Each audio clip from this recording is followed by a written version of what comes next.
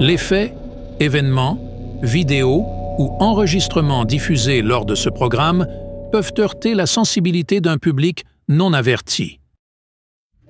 Au début des années 80, une femme au foyer de 37 ans du nom de Janet Smurl était seule dans son sous-sol en train de charger les machines sales de vêtements de la famille. Ses 4 enfants étaient tous à l'école et son mari Jack était au travail. Le seul bruit qu'on pouvait entendre dans sa maison était le faible bourdonnement de la télévision à l'étage, ponctuant l'atmosphère calme avec le son d'un public de jeux télévisés passant un bon moment. C'était une journée d'hiver froide et fraîche, une journée tout à fait normale. Et pourtant, tout a changé en un instant. Perdue dans ses pensées alors qu'elle chargeait la machine à laver, Janet fut, un bref instant, convaincue qu'elle était appelée par quelqu'un. Elle a fait une pause, la machine à laver a commencé à accélérer et Janet secoua la tête, manifestement dans l'erreur. Elle attrapa le panier à vêtements et se retourna pour partir, et avant qu'elle ne puisse le faire, elle entendit à nouveau son nom être prononcé et Janet se figea sur place.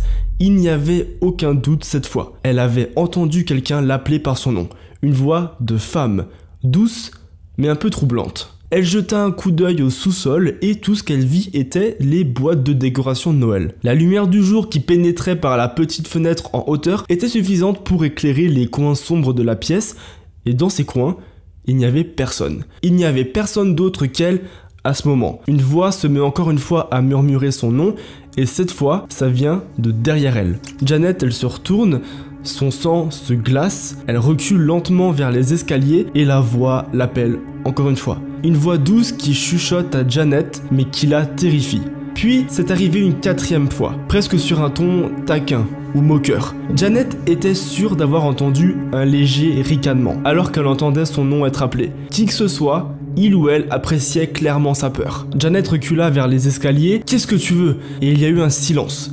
Juste le bruit sourd de la machine à laver et les rires de la télévision à l'étage. Janet recula sur la première marche, regardant autour d'elle avec une vue dégagée sur le sous-sol. C'était vide. Les événements étranges qui ravageaient la maison familiale depuis leur emménagement venaient tout juste de prendre une autre dimension. Les amis, dans l'épisode d'aujourd'hui, nous allons plonger dans l'une des hantises les plus tristement célèbres de l'histoire des Warren, la famille Smurl et les incidents terrifiants qui ont eu lieu dans leur maison à Chase Street. Il s'agit de l'une des hantises les plus vicieuses jamais signalées et qui a attiré l'attention des gens du monde entier au moment où elle s'est produite. Nous aborderons tous les détails sombres qui nous ont été révélés par les fameux et controversés Ed et Lorraine Warren et nous allons essayer de comprendre ce qui s'est réellement passé entre ces murs. Un petit avertissement parce que ça fait pas de mal, il y a certaines anecdotes qui font état de violence un petit peu intime et c'est un petit peu dur à écouter parfois. La chronologie des événements qui ont eu lieu ici sont un peu confuses. Selon plusieurs sources, il s'est passé plusieurs choses différentes à d'autres moments. On va essayer de garder les événements dans un ordre assez chronologique tout autant que possible. Et maintenant que tout ça est réglé, prenez une petite boisson chaude,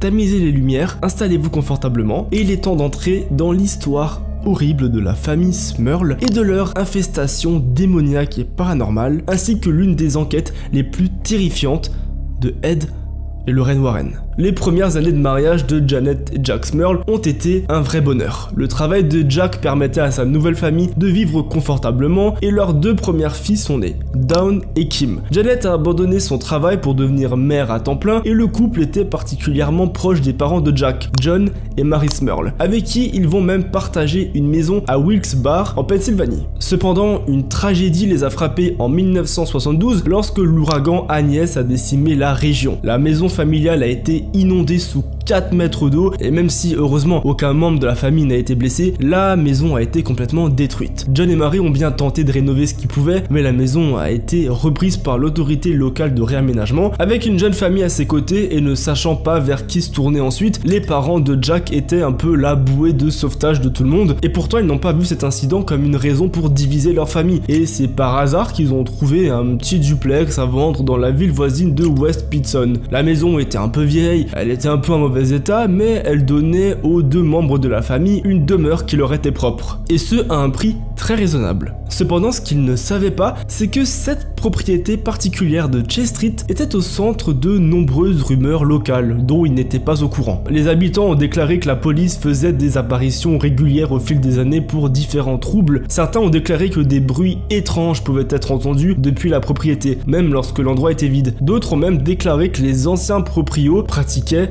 de la sorcellerie. Certains disent, de ce qu'ils disent, avoir vu des visages étranges les regarder à travers les fentes des rideaux alors qu'ils passaient devant. Mais bon, vous savez, c'était que des on-dit, des bruits de couloir, des ragots. Chaque ville a sa petite maison effrayante dont les enfants se défient d'approcher le soir d'Halloween, donc ils en ont pas fait des caisses. Et il faut savoir qu'en plus à West Pitson, c'était autrefois une ville minière, assez prospère d'ailleurs. Sauf que les mines ont été fermées depuis longtemps et sont désormais remplies d'eau, ce qui provoque des effondrements de certaines maisons. Et bien que depuis les années 40 le sol soit devenu beaucoup plus stable, les maisons avaient encore tendance à grogner, à faire des bruits et les fondations s'affaissaient un petit peu. Dans l'une des découvertes les plus étranges de West Pitson, un certain nombre de ces baraques se sont effondrées et ont conduit à la découverte d'os de porc, des ossements enfouis profondément dans la terre et entourant les propriétés. Jack, Janet et les filles se sont rapidement installés dans leur nouvelle maison et deviennent des membres éminents de la communauté locale, s'impliquant de toutes les manières possibles. Ils étaient tous les deux considérés comme des personnes amicales, serviables, très respectées à West Pitson, et de ce fait, personne n'a jamais pensé à évoquer les histoires idiotes et enfantines selon lesquelles leur maison était un petit peu étrange. Les événements,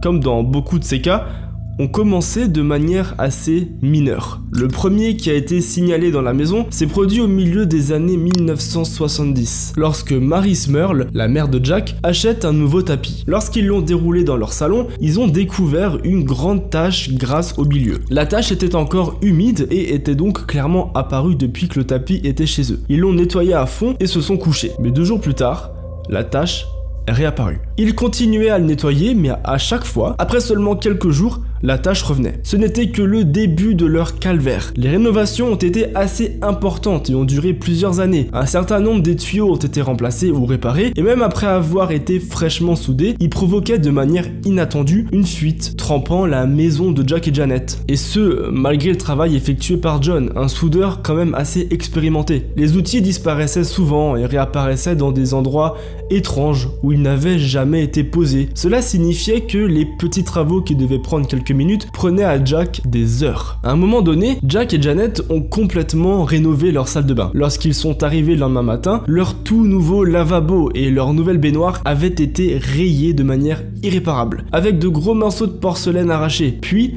un feu s'est déclaré. C'était en 1974. Jack était assis seul une nuit en train de regarder un film sur sa télévision quand tout à coup, le décor a pris feu sous ses yeux. Les appareils électroménagers de la maison ont commencé à fumer et même à prendre feu. On pourrait peut-être attribuer ça à des problèmes électriques, mais ça n'explique pas pourquoi la même chose est arrivée à la voiture de Jack quelques temps plus tard. C'est rare quand même, une voiture qui prend feu toute seule. En 1975, leur fille Dawn a commencé à apparaître régulièrement dans leur chambre tard la nuit, apparemment trop effrayée pour dormir dans son propre lit. Après quelques incidents comme celui-ci, Jack a demandé à sa fille ce qui lui faisait tant peur, ce à quoi elle a répondu qu'il y avait des gens qui flottaient dans sa chambre. Chaque nuit où sa fille arrivait en criant et en pleurant, Jack allait enquêter pour ne rien trouver d'anormal. Mais même s'il faisait passer ces événements pour des cauchemars d'un jeune enfant, le fait que des choses étranges continuaient à se produire dans toute la maison, ça les alarmait quand même un petit peu. Et vous allez voir que ça va s'empirer. Les radios s'allumaient toutes seules, à plein volume. Des pas résonnaient dans tout l'étage,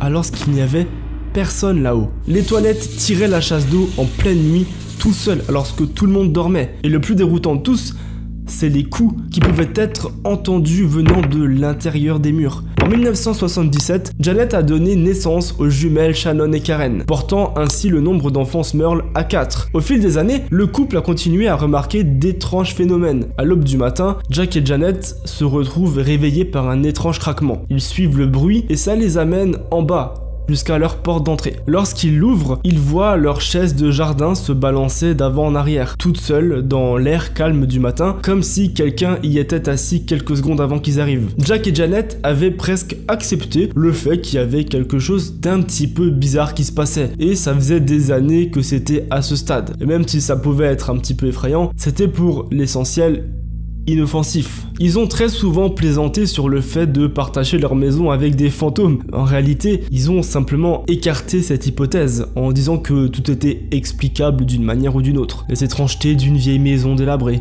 Puis une nuit, Jack s'est réveillé avec la sensation d'un frottement sur ses épaules, de manière assez sensuelle. Il sort de son sommeil à l'agréable surprise du contact de sa femme, seulement pour jeter un coup d'œil par-dessus son épaule et voir que Janet était profondément endormie. Elle lui tournait le dos. Je dois vous avouer que Jack n'a pas beaucoup dormi cette nuit-là. Arrivé en 1983, la famille a été confrontée à un phénomène qui allait apparaître de manière constante tout au long de leurs années restantes dans cette maison. Une odeur nauséabonde apparaissait et se répandait dans toutes les pièces, mais ils ne parvenaient jamais à en trouver la source. À cette époque, John et Mary, les parents de Jack, vivaient en duplex avec eux et ils commençaient à s'inquiéter pour leur fils et sa femme. Ils commencèrent à entendre de violentes engueulades à travers les murs, les sons de Jack criant et injuriant Janet dans un tel état de rage qu'ils ont commencé vraiment à s'inquiéter pour la sécurité de sa femme. Un jour, John Smurl, le père de Jack, en a eu marre d'entendre son fils parler ainsi à Janet. Il est sorti en trombe, s'est dirigé de l'autre côté du duplex. Il a ouvert la porte, il entra directement,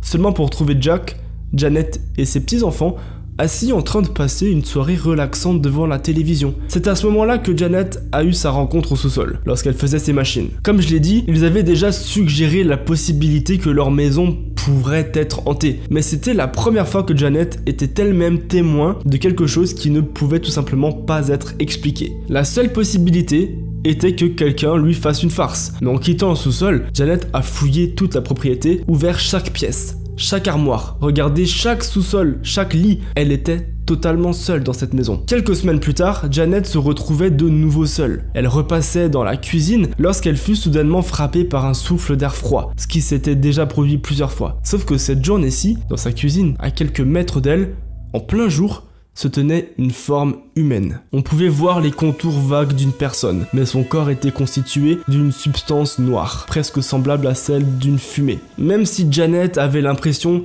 qu'il la regardait, son visage était complètement dépourvu de traits. Quoi qu'il en soit, cette chose regardait Janet, et Janet lui rendit son regard, figé sur place sous le choc. Puis soudain, elle commença à se diriger vers elle. Il ne fallut que quelques pas avant que la créature ne soit sur Janet, puis la traversa simplement et continua hors de la cuisine et dans le salon. Paniquée, Janet est sortie affolée de chez elle. Elle a couru de l'autre côté chez Mary et John, elle est entrée et trouva Mary assise sur une chaise de salon. Elle remarqua à peine la présence de Janet, même si c'était pas dans son caractère. En fait, Mary, elle était malade et elle se remettait d'une récente crise cardiaque, donc ça n'a pas immédiatement semblé à Janet une raison de s'inquiéter. Avant même qu'elle puisse dire quelque chose à Mary, la vieille dame commença à parler, disant à Janet qu'elle perdait la tête. Elle lui raconte alors que quelques instants avant son arrivée, elle a vu une ombre humanoïde noire ressemblant à de la fumée traverser un mur et sortir dans leur couloir, avant de disparaître à nouveau. Il semblait que l'activité étrange dans la maison se soit calmée après cet incident, mais ça ne durera qu'un temps. Un soir, Janet est à la cuisine avec ses filles. La sainte communion de Kim approchait et Janet repassait sa robe. Elle se baissa alors pour prendre quelque chose lorsqu'on entend un craquement. Un luminaire de plusieurs mètres qui se trouvait au-dessus de leur tête est soudainement tombé sur elle. Heureusement, personne n'a été gravement blessé et lorsque Jack l'inspecta par la suite, il conclut que ce n'est pas le luminaire qui s'est détaché. Le plafond avait l'air endommagé, à tel point que le lustre avait été arraché de son emplacement. Sauf que, gros problème, cet événement s'est déroulé seulement 30 minutes avant la communion de leur fille. Autrement dit, une demi-heure avant d'aller à l'église. Quelques jours plus tard, Janet avait emmené les filles dehors tôt dans la soirée pour leur acheter de nouveaux vêtements pour l'école. Jack, après une longue journée de travail, s'était allongé sur son lit avec un petit livre, mais s'était rapidement endormi. Il s'est réveillé quelques heures plus tard et a immédiatement compris que quelque chose n'allait pas. Mais il n'arrivait pas à comprendre quoi. Il ne fallut pas longtemps avant qu'il réalise qu'il semblait flotter, à environ 1,50 m dans les airs, au-dessus de son matelas. Il a commencé à se débattre et est immédiatement retombé sur son lit. Il était là, dans cette pièce sombre avec un silence de mort. L'activité paranormale va prendre une tournure brutale, un soir d'été 1985. C'est alors que va commencer le véritable cauchemar pour la famille Smurl. Quelques instants seulement après que Janet et Jack soient dans leur lit, Janet se retrouva violemment tirée du lit par une force invisible. Jack attrapa instinctivement la main de sa femme, essayant désespérément de la ramener sur le lit. Finalement, Janet put se relever, mais presque instantanément, des coups contre les murs ont commencé à se faire entendre. Ils étaient plus fort que jamais et une odeur de pourriture a envahi la pièce. La chose qui avait tenté de prendre Janet était clairement en colère. La famille ne savait plus vers qui se tourner. Ils vivaient désormais dans la peur quotidienne. Ils avaient investi tellement d'argent dans la maison que déménager de nouveau n'était même pas une option. Ils avaient passé des années et des années à reconstruire leur vie ici. Ils ne voulaient pas être chassés si facilement. Néanmoins, ce qui se cachait dans l'ombre de cette petite maison, ces dernières années, s'était désormais pleinement réveillé et semblait plus puissant que jamais. Quelques jours plus tard, Simon, le berger allemand de la famille, dormait dans la cuisine à côté de Janet lorsqu'il a été soudainement soulevé du sol et projeté contre la porte de la cuisine. Les enfants ont commencé à rapporter avoir entendu des bruits étranges de frappements dans leur chambre, comme si un oiseau invisible frappait sur leur fenêtre. Un soir, Jack et Janet s'étaient endormis lorsqu'ils entendirent soudainement un bruit à l'étage et des sanglots. Ils se sont précipités vers les escaliers pour découvrir leur fille Shannon, allongée en bas des escaliers. Elle n'avait aucune idée de comment elle était arrivée là. Peu de temps après, Janet fut réveillée durant la nuit et découvrit une étrange fumée remplissant leur chambre. Elle a essayé de réveiller Jack, mais il semblait coincé dans un profond sommeil presque comateux. Et c'est étrange, mais à chaque fois que quelque chose se passait dans leur maison, l'un des deux parents était soit impossible à réveiller, soit dehors, soit au travail. La fumée est apparue plusieurs nuits de suite, prenant à un moment donné la forme d'une personne, un peu comme celle de l'ombre que Mary et Janet avaient vue. Mais Jack et Janet n'étaient pas les seuls à souffrir. Mary et John, leurs parents, remarquent aussi des phénomènes étranges de leur côté du duplex. Alors que Mary était dans sa chambre pendant que John était absent, son matelas a lévité avant de tomber au sol, se blessant à la jambe. Janet a commencé à faire autant de recherches qu'elle le pouvait, dévorant livre après livre sur le paranormal pour essayer de comprendre ce qui pouvait provoquer de tels phénomènes et comment y faire face. À 2 reprises, des prêtres amis de la famille sont venus bénir la maison. À chaque fois, l'activité se calmait pendant un court instant, mais l'énergie frappait à nouveau plus fort et avec vengeance. Janet a été présentée par un de ses amis, un professeur d'université qui s'intéressait au domaine du paranormal. Et même s'il ne pouvait pas l'aider à trouver une solution, il avait rencontré 2 personnes qui le pourrait probablement. C'est à ce moment-là qu'il a remis à Janet le numéro de téléphone d'Ed et Lorraine Warren. J'imagine que la plupart des gens ici connaissent les Warren. Ils sont les plus célèbres enquêteurs en paranormal ayant jamais vécu. Ed, un démonologue autoproclamé, et Lorraine, une clairvoyante, ont été impliqués dans bon nombre des grands cas paranormaux. Un certain nombre de livres et de films ont été même réalisés sur leur rencontre. Certains les considéraient comme des charlatans, se précipitant, de ce que l'on dit, sur toute affaire susceptible de contribuer à accroître leur renommée. Leur implication avec les Smurls a d'ailleurs conduit à des choix très étranges, sur lesquels nous reviendrons à la fin. Les Warren étaient assis à la table de la cuisine avec Janet et Jack, buvant du café et commençant leur premier entretien. Ed Warren demande d'abord si la famille avait déjà été impliquée dans l'occultisme, si elle avait déjà joué avec une planche de Ouija et s'ils étaient satanistes. Pendant qu'Ed menait l'entretien, Lorraine et Diane Hayes, un autre membre de l'équipe, apparemment médium, ont commencé à se promener dans la maison. Les deux ont décrit avoir ressenti une étrange peur monter en eux à mesure qu'ils se déplaçaient. Ils se retrouvèrent bientôt attirés vers une chambre à cause de l'odeur de pourriture et un bruit étrange. Dès qu'ils ont ouvert la porte, ils ont été frappés par cette odeur bizarre. Ils se sont sentis attirés par l'armoire, avec la forte impression que quelque chose s'y cachait. Les 2 médiums étaient remplis d'un sentiment écrasant. Ils ont rapporté pouvoir sentir le mal dans les pièces. Ils redescendirent pour informer la famille et Lorraine expliqua aux Smurls qu'elle avait senti 4 présences dans leur maison. L'une d'elles était une femme âgée qui semblait confuse, souffrant peut-être de démence avant son décès. Même si elle peut paraître effrayante, elle semblait inoffensive. Le deuxième esprit était celui d'une femme plus jeune. Celle-ci a été décrite par Lorraine comme folle et violente. Le troisième était un homme. Lorraine savait qu'il avait une moustache et qu'il était capable de choses assez sombres, sans pour autant pouvoir nous dire quoi à ce moment-là. Le quatrième n'était pas du tout un esprit.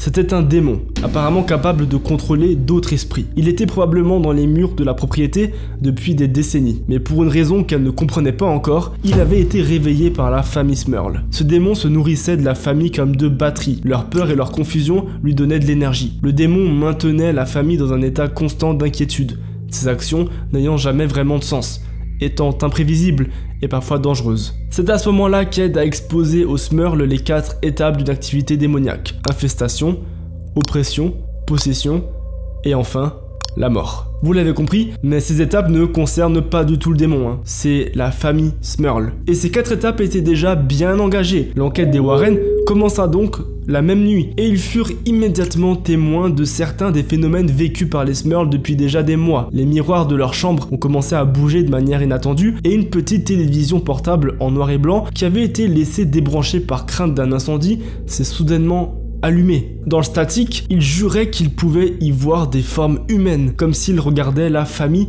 à travers l'écran. Au début, les Warren pensaient que la prière était la réponse au problème des Smurl. Ils sont donc sortis acheter de l'eau bénite pour la répandre chaque fois que quelque chose d'étrange se produisait, et ils se mettaient à prier aussi fort qu'ils le pouvaient. Les Warren ont enquêté dans la maison pendant des mois, rassemblant apparemment toutes sortes de preuves photographiques et enregistrements. Cependant, une infime partie de tout cela a vraiment été rendue publique. L'objectif principal des Warren était d'essayer d'impliquer l'église locale et de demander un exorcisme sur la propriété. Après le départ des Warren, les enfants se sont blottis dans leur chambre, craignant que la chose grise qu'ils avaient vue la nuit ne revienne. Pendant ce temps, dans la chambre de Jack et Janet, alors qu'ils essayaient de dormir, Janet a été giflée à plusieurs reprises par une force invisible. Les coups contre les murs se sont intensifiés tout au long de la nuit, et une fois de plus, la télévision s'est allumée, avec ces images étranges cachées à l'intérieur. Vers 3h du matin, l'activité a commencé à se calmer, mais Jack et Simon, le chien de la famille, ont patrouillé dans la maison toute la nuit, dans le vain espoir d'assurer la sécurité de tout le monde. Simon refusait de quitter le couloir devant la chambre de la jeune fille. Les Smurl ont acheté plusieurs articles au magasin de l'église et les ont apportés à un prêtre pour les faire bénir, sur instruction d'Ed Warren. Le prêtre hésitait à le faire. Il était clair que l'église ne prenait pas trop au sérieux la situation difficile des Smurl. Et après l'affaire d'Amityville, l'implication des Warren les a probablement rendus encore plus hésitants. La dernière chose qu'ils voulaient, c'était d'être impliqués dans un cirque médiatique. Quelques jours plus tard, Janet prenait un moment rare pour se détendre dans la baignoire. Alors qu'elle s'enfonçait dans l'eau, elle se sentit soudain extrêmement mal à l'aise, comme si elle n'était pas seule, comme si elle était surveillée. Mais la situation a rapidement empiré lorsque des sifflements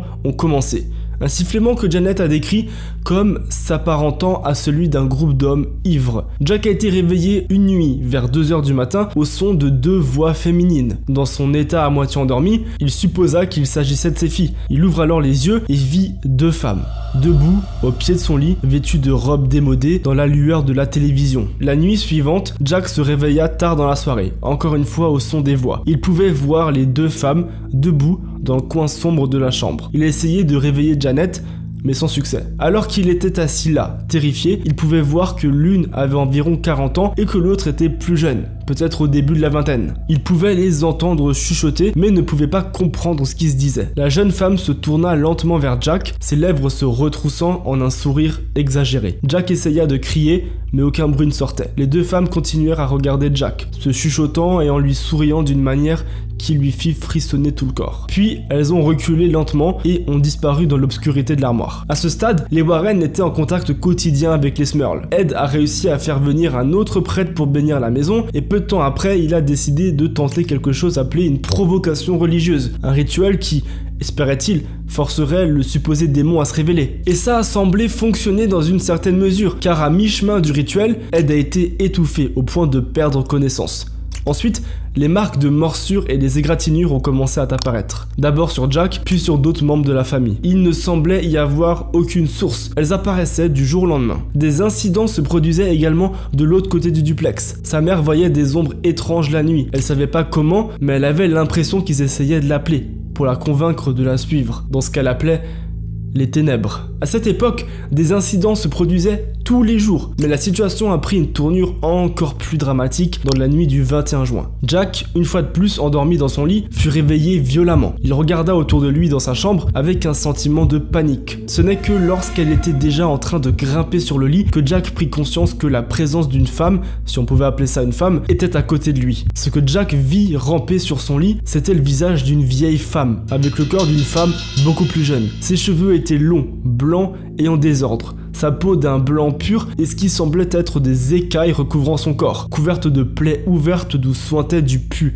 des yeux rouges vifs, et l'intérieur de sa bouche était vert, avec plusieurs dents manquantes. Les quelques dents qui lui restaient étaient longues et décrites par Jack comme des dents de vampire. Elle grimpa sur Jack. Il était complètement paralysé. Il était conscient, mais il ne pouvait rien faire. Une fois de plus, Janet dormait à côté de lui dans un état de transe profonde. Jack ne pouvait ressentir aucune sensation sous son cou, mais réalisa que cette créature lui avait grimpé dessus et avait commencé à avoir des relations avec lui. La créature utilisait Jack, tout en le regardant et en souriant. Et quand elle avait fini, elle se retira simplement dans l'obscurité des coins de la chambre et disparut. Peu de temps après, Jack fut capable de bouger. Il réalisa qu'il était entièrement recouvert d'une substance odorante et collante qui semblait suinter de la peau de la femme. Jack va à la douche et se frotte pendant des heures, jusqu'à ce que sa peau saigne. Il aurait pu le faire passer pour une sorte de cauchemar ou d'hallucination de paralysie du sommeil s'il n'y avait pas eu la douleur qui lui faisait mal dans tout le corps le lendemain matin. Jack a tout dit à Janet. Son épouse fond en larmes, terrifiée. Le lendemain matin, au petit déjeuner, Dawn a raconté à ses parents un cauchemar qu'elle avait fait. Elle avait vu exactement ce qui était arrivé à Jack dans ses rêves. Après cette nouvelle attaque, Janet a de nouveau contacté le diocèse de Scranton pour demander à l'église de les aider. Une fois de plus, sa demande n'a apparemment pas été prise au sérieux par les membres de l'église. Peu de temps après, Janet a également été victime d'agressions de type sexuel de la part de ceux qui se trouvaient dans leur maison. Elle a déclaré avoir eu l'impression d'avoir été agressée par une personne invisible. L'un des membres de l'équipe paranormale a raconté cette histoire aux Warren par téléphone, puis leur a joué un enregistrement qu'ils avaient réalisé dans la maison. On y entendait des détonations qui se faisaient depuis l'intérieur des murs, et entre chaque coup, il y avait des sons horribles qui ressemblaient à des cris de cochons agonisants. L'église catholique locale n'était pas disposée à les aider. Les Warren ont fait venir le père Robert F. McKenna du Connecticut pour effectuer ce qui serait le premier de plusieurs exorcismes sur la maison. Cependant, la nuit précédant son arrivée, Jack reçoit à nouveau la visite de 2 femmes dans la nuit. Mais cette fois, elle était accompagnée d'un homme d'âge moyen. L'homme s'est retrouvé face à Jack, qui était de nouveau paralysé dans son lit, et lui a dit « Vous allez le payer ». Il répétait cette phrase à Jack plusieurs fois, tandis que les femmes continuaient à chuchoter derrière lui. Bien que l'activité ait diminué en gravité pendant un certain temps après l'exorcisme, toutes les personnes impliquées dans l'affaire de la maison semblaient tomber malades les unes après les autres. Ed Warren n'a même pas pu assister au premier exorcisme en raison d'une maladie soudaine, puis sa fille Karen est tombée gravement malade à la suite de cet exorcisme, perdant même plusieurs kilos. La nature sexuelle de certaines des attaques de Jack et Janet a pris un tout autre niveau de terreur lorsque leur fille Dawn, âgée de 16 ans, était en train de se déshabiller pour aller sous la douche, lorsqu'elle entendit le bruit d'un coup venant de l'intérieur des murs. À ce stade, ça n'a pas spécialement suscité de réaction, en raison de sa fréquence, puisque ça se produisait quasi quotidiennement. Elle commença à se laver lorsqu'elle sentit quelque chose saisir son bras avec force, puis a commencé à la caresser, avant de serrer ses bras de plus en plus fort. Dawn était appuyée contre le mur de la douche, et elle a été jetée par-dessus la baignoire, et est tombée par terre, criant ses parents de l'aider. Les familles des 2 côtés du duplex ont continué à découvrir des marques de morsures et des entailles sur leur corps. Les apparitions ont continué à se produire et un soir, alors que Jack regardait la télévision, il vit un homme d'environ 20 ans, aux cheveux longs, le regarder de l'autre côté de la pièce, avec un sourire terrifiant. Une fois de plus dans la salle de bain, un endroit apparemment apprécié par les esprits, Janet était dans le bain lorsqu'elle a affirmé qu'une créature ressemblant à un humanoïde de 2 mètres de haut avait commencé à se matérialiser devant ses yeux, recouverte de la même substance gluante que la femme qui avait agressé Jack. Elle ne lui laissa cependant pas le temps de l'attaquer et s'enfuit instantanément de la salle de bain. Un parent en visite a même affirmé avoir vu une vieille femme le regarder depuis la fenêtre du duplex, et Jack s'est retrouvé une fois de plus à se réveiller en lévitant avant d'être projeté avec force contre le mur. La situation devenait vraiment difficile pour les Smurls. Ils ont même décidé de faire leurs affaires, ils ont pris leur camping-car et se sont dirigés vers un camping voisin à Honesdale, espérant que leur voyage leur offrirait un répit bien mérité. Sauf que ça ne va pas du tout se passer comme prévu. Vers 21h15 le premier soir, Jack allume un feu. Simon, le chien, était couché à côté, profitant de la chaleur, lorsqu'il aperçut quelque chose et sauta rapidement. Le chien se raidit, regardant fixement devant lui et grognant intensément. Jack suivit le champ de vision du chien et regardait les buissons voisins. Et là, il y avait une jeune fille. Elle n'a pas plus de 14 ans et elle le regarde droit dans les yeux et elle sourit. Un sourire inquiétant, faux et surtout un sourire familier. C'est alors que Jack remarque qu'elle portait ce qui semblait être une robe coloniale, assez démodée. Elle n'a pas bougé, elle n'a pas cligné des yeux. Elle était juste là à sourire. Lentement, Elle a disparu dans la nature, et Jack se rapprocha alors des buissons, mais ne trouva personne. Plus tard dans la nuit, alors que la famille se rassemblait autour du feu de camp, les sons lointains d'une jeune fille appelant à l'aide ont été entendus. Ils se sont naturellement inquiétés et ont cherché partout, mais n'ont trouvé personne. Il ne leur a pas fallu longtemps pour réaliser que tout ce qui se passait dans leur maison avait en fait la capacité de les suivre n'importe où. Pendant ce temps, à la maison des Smurls, les voisins sont surpris d'entendre des cris répétés venant de la résidence, en plein milieu de la nuit. Sauf qu'à ce moment-là, la famille était absente. Il n'y avait personne dans la maison. À d'autres occasions, les voisins se plaignent d'entendre ce qui ressemblait à des volées massifs d'oiseaux volant autour de la maison, faisant écho à quelque chose que les enfants Smurls avaient déjà rencontré dans leur chambre quelques mois auparavant. Un voisin a même tenté de téléphoner aux Smurls pour voir si quelqu'un était réellement à la maison, tellement les bruits étaient forts. Et lorsqu'ils les ont appelés, c'est la voix d'une jeune fille qu'ils ne reconnaissent pas qui leur a répondu. Lorsqu'ils ont demandé à qui il parlait, la jeune fille a ri à plusieurs reprises jusqu'à ce que l'appel soit interrompu. Dès que la famille est rentrée, les attaques ont repris avec l'apparition régulière d'une forme noire et plusieurs membres de la famille se réveillaient maintenant en lévitation au milieu de la nuit. Même au travail, la vie n'offrait aucun répit à Jack. Ses collègues, qui étaient désormais bien conscients de ce qui se passait chez lui, ont commencé à signaler des événements étranges dans le bureau lorsque Jack était présent. La même odeur nauséabonde qui avait imprégné leur maison est apparue dans les locaux. Les téléphones commençaient à émettre des bourdonnements bizarres et assourdissants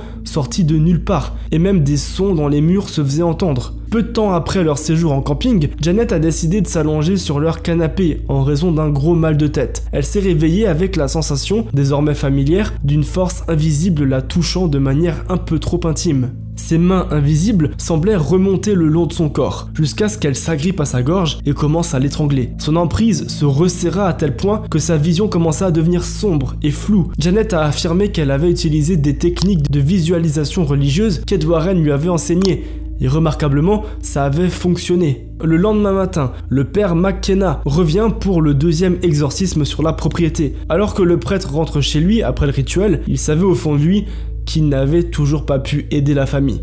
Janet a continué à être attaquée nuit après nuit, soit dans son lit, soit chaque fois qu'elle était seule dans la salle de bain. La chose qui faisait ça semblait prendre un grand plaisir à attaquer la famille lorsqu'elle se sentait la plus vulnérable. La famille a finalement décidé de rendre publique son histoire, se rapprochant d'une chaîne de télévision et acceptant de participer à une interview en studio, et je précise que c'est de manière anonyme. Ils espéraient que, même si les téléspectateurs à la maison ne les reconnaissaient pas, l'église ferait le rapprochement et comprendrait que les Smurls avaient besoin d'aide et les forcerait à agir. Mais leur projet de rendre publique l'affaire a apparemment irrité le démon. Sur le chemin du studio pour enregistrer leur interview, Janet et Jack ont failli être forcés de quitter la route par une force invisible. Quand ils sont arrivés au studio, ils étaient dépités. Ni l'un ni l'autre n'avaient dormi de la nuit, car leur lit avait violemment tremblé dans le motel où ils avaient choisi de séjourner. Bien que l'enregistrement se soit bien déroulé, le retour chez eux a invité une activité de plus en plus violente. Janet s'est retrouvée une fois de plus attaquée dans la nuit, à un degré si brutal qu'elle était convaincue que l'esprit essayait maintenant de lui briser les bras et les jambes. Mais c'était Jack qui sera le témoin d'un tout autre niveau d'apparition dans leur maison. Jack fut réveillé dans la nuit par un étrange bruit de respiration à côté de son oreille. Lorsqu'il ouvrit les yeux, il a décrit cette chose comme étant haute de 2,50 m, debout sur deux pattes avec une tête poilue, des yeux rouges et un museau de porc sur le visage, agitant de longs doigts et en se dirigeant lentement vers son lit. Jack cria aussi fort que possible, réussissant pour une fois à réveiller Janet. Et bien entendu, la chose était partie. Quelques jours plus tard, Janet aperçoit la silhouette d'un homme moustachu avec des cornes d'animaux dépassant de sa tête. Même après tout ce temps, la maison trouvait de nouveaux moyens de choquer et d'effrayer la famille. Ils avaient dépassé le point de rupture depuis longtemps. Janet et Jack ne dormaient que rarement et la santé des parents de Jack se détériorait rapidement. L'étrange créature que Jack avait vue reviendra peu de temps après lorsqu'il s'était réveillé une nuit et s'était dirigé vers la salle de bain. Alors qu'il allumait la lumière, la créature était devant lui. Seulement cette fois-ci, elle courra sur lui. En cuinant, Jack a couru vers sa chambre et la créature l'a coincé contre le mur. L'homme ferma les yeux, priant pour que ce ne soit pas la fin. Lorsqu'il ouvrit lentement les yeux, la bête avait disparu. Après toutes ces attaques violentes, ce sera finalement une expérience plutôt inoffensive qui enverra les Smurls chercher de l'aide. Janet a couru à l'étage un après-midi lorsqu'elle a entendu sa fille Shannon crier de terreur. Lorsqu'elle est arrivée, elle a trouvé sa fille en train de pleurer par terre. Elle a dit qu'il y avait un homme dans sa chambre qui sortait des objets de son coffre à jouets. Elle a dit qu'il était déjà venu et qu'il sentait vraiment très mauvais. Janet a demandé à sa fille si l'homme lui avait fait du mal, ce à quoi Shannon a heureusement répondu non, mais elle a dit qu'il la regardait et qui lui faisait peur. Après cet événement, un plan a été élaboré entre les Warren et la famille, et ils avaient essayé à maintes reprises d'amener l'église à prendre leur cas au sérieux, mais celle-ci n'a rien fait. Il était donc temps de faire du bruit autrement. Et la famille a commencé à contacter la presse. Les Smurls ont raconté leur histoire à une journaliste du nom de Sandy Underwood. À la suite de l'horreur d'Amityville, le pays cherchait désespérément sa prochaine grande histoire de fantômes.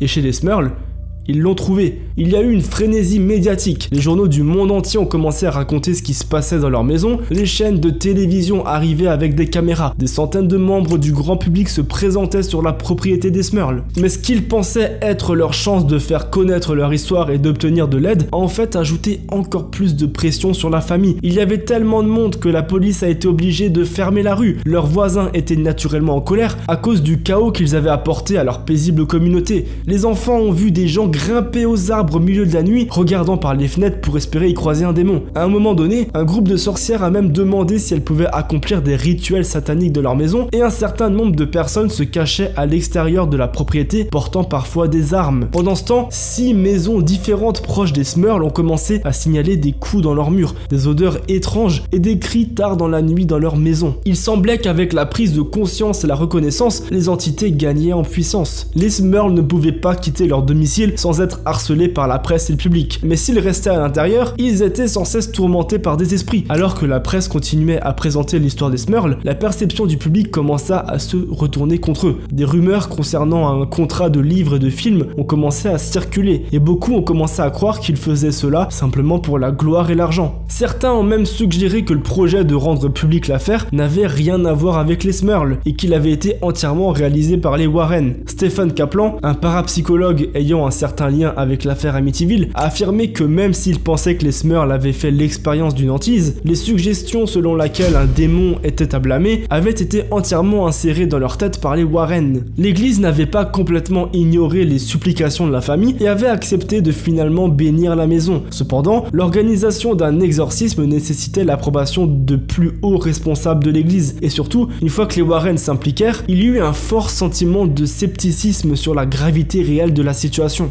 Les Warren ont déclaré à maintes reprises à la presse qu'ils disposaient de preuves, vidéos et audio de nombreux événements survenus dans cette maison. Cependant, lorsqu'on leur a demandé de les présenter, Ed a d'abord affirmé qu'ils avaient été remis à une chaîne de télévision dont il ne se souvenait pas le nom, avant d'affirmer que tout avait été remis à l'église. Une autre théorie intéressante est apparue lorsqu'il a été rapporté que Jack Smurl avait subi une opération au cerveau en 1983, suite à une hydrocéphalie. En gros, c'est une opération pour faire retirer de l'eau dans votre cerveau. Certains psychologues ont suggéré que ça pourrait être la cause de certaines des choses qu'il voyait et vivait, et que sa peur et sa croyance dans ce qui se passait alimentaient la peur de sa famille, créant une sorte d'hystérie collective, et que tous leurs proches commençaient à croire que eux aussi vivaient des choses paranormales. Apparemment, les résidents se plaignaient depuis des années d'un réseau d'égouts défectueux qui rejetait des odeurs nauséabondes dans la communauté, ce qui expliquerait les odeurs bizarres dans les pièces. Après qu'une partie de l'attention de la presse ait commencé à décliné, les Warren ont eu l'idée d'organiser un exorcisme de masse, avec plusieurs groupes de prières à la fois dans la famille et à l'extérieur, concentrant toutes leurs énergies pour débarrasser la maison de tout ce qui s'y trouvait. C'est à ce moment-là que le diocèse de Scranton est finalement intervenu, disant aux Warren qu'il reprendrait l'enquête à partir de maintenant. Le père McKenna est revenu une 3e fois pour un exorcisme, et pendant les jours qui ont suivi, les amis, les membres de la famille et les représentants de l'église sont retournés à la maison dans le but de noyer la perversité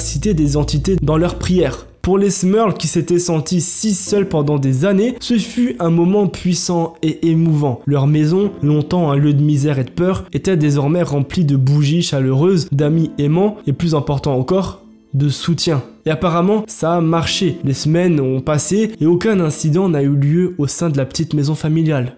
Mais voilà, 2 semaines seulement avant Noël, Jack était seul dans son salon. Il éteignit la télévision et était sur le point de se coucher quand debout là, devant lui, se trouvait la fumée noire sans visage. La famille passa les semaines suivantes dans leur lit, terrifiés, tandis que les martèlements contre les murs revenaient et la hantise reprenait. Même s'il semble qu'il n'ait jamais atteint les mêmes niveaux qu'auparavant, par la suite, un livre et un téléfilm, tous les deux intitulés The Haunted, ont été publiés sur le cas de la famille Smurl. Grâce à ça, la famille a finalement pu se mettre dans une situation financière qui leur permettra de déménager, laissant les sombres souvenirs de la famille de Chase Street derrière eux. Karen Smurl, la plus jeune des enfants, a grandi depuis, mais les événements de son enfance sont clairement restés avec elle, puisqu'elle est elle-même devenue enquêteuse paranormale. Certains rapportent qu'après avoir quitté la maison, l'église y est allée et a finalement pratiqué son propre exorcisme dans la maison. On sait pas ce qui s'est passé, mais apparemment ça a marché. Et les habitants qui y vivent depuis n'ont signalé aucune activité étrange. Pour le moment. Les amis, cette vidéo est à présent terminée, j'espère qu'elle vous aura plu. Je me suis dit que j'allais vous raconter une petite histoire paranormale parce que je pense que c'est une des premières fois que je le fais sur la chaîne et ça m'a été beaucoup demandé. Si vous voulez d'autres histoires des Warren ou d'autres histoires paranormales en général, n'hésitez pas à me le dire en commentaire. Moi j'aime bien ces petites histoires, ça change des meurtres et des threads d'horreur. En attendant les amis, n'hésitez pas à vous abonner. Prenez soin de vous, c'était Juliano, ciao. Et surtout, regardez sous votre lit ce soir.